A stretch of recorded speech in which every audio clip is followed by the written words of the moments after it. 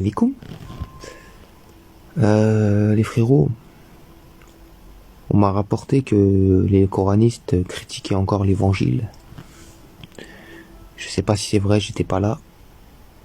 Mais ce serait un certain lion musulman, encore une fois. Les amis, il a jamais lu la Bible de sa vie. Je vous le dis, il a jamais lu. Je te le dis, Wallah, il l'a jamais lu. Il parle de quelque chose qu'il connaît pas. Il n'a jamais étudié l'hébreu, l'araméen, il connaît rien du tout. Il connaît ni les langues, ni les textes. Il avale ce qu'il entend et il vous le vomit à la gueule tous les soirs. Mais c'est tout, il est touché par aucune espèce de grâce. Qu'est-ce qu'il faut raconter? Parler de gens comme ça. Il dit que la Bible c'est des hadiths, l'évangile c'est hadiths selon Matthieu, selon Luc, selon Jean, selon le monde entier, frérot. C'est une parole d'homme pas cultivé, qui dit n'importe quoi. Tu sais, moi, si j'écris un livre pour raconter mon expérience avec un tel ou un tel, et que je me rends à la boulangerie, je vais écrire « Je me rends à la boulangerie avec un tel ». Je vais pas écrire « Il se rend à la boulangerie avec un tel ». Si Jean était l'auteur de l'évangile de Jean, il parlerait de lui à la première personne du singulier. Or, il parle de lui à la troisième personne du singulier. Jean n'a pas écrit l'évangile de Jean. C'est aussi stupide que dire que la sourate Youssouf est écrite par Youssouf. Là, ça s'appelle Jean, ils ont dit c'est Jean, frérot. Matthieu, c'est Matthieu qui a écrit, parce que ça s'appelle Matthieu. Et j'imagine que la sourate Mariam, c'est Mariam qui l'a écrite. Vous avez fini de faire les clowns comme ça, de raconter n'importe quoi. On voit bien que vous avez jamais ouvert quoi que ce soit. Il y a un gros problème. Avant de parler de quelque chose, on se renseigne un minimum, frérot. Un minimum. Dis pas des bêtises comme ça.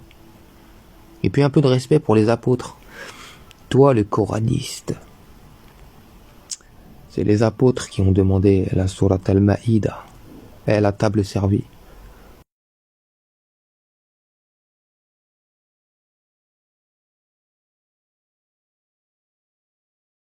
Là, c'est pas Abou Bakr, Abu Hurayra, c'est pas eux, c'est les apôtres qui n'avaient pas des prénoms à consonance arabe, mais c'est ça qui les dérange.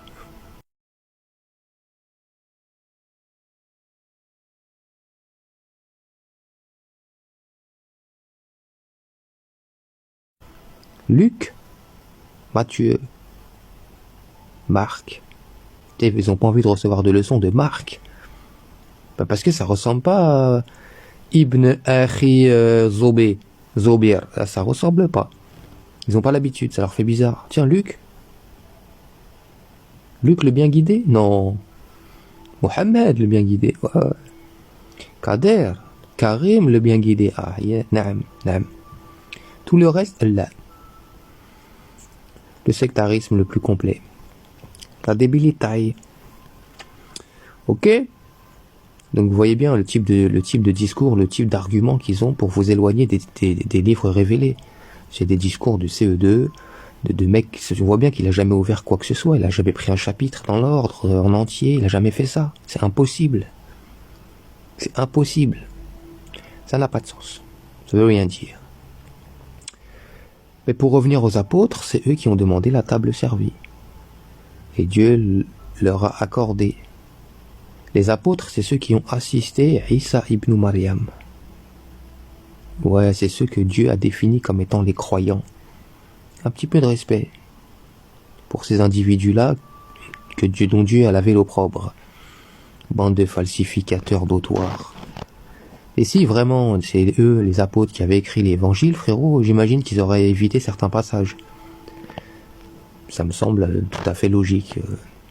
Quand Jésus les traite de gens de peu de foi, je suis pas sûr qu'ils l'auraient noté si c'était de leur plein gré, frérot. Si on leur disait fais un livre, écris ce que tu veux dedans, vas-y. Raconte-nous ta vie. Tu sais, il aurait pas dit que Jésus l'a accusé d'être un homme de peu de foi. Et non, il aurait jamais fait ça, réfléchis, tête de bite.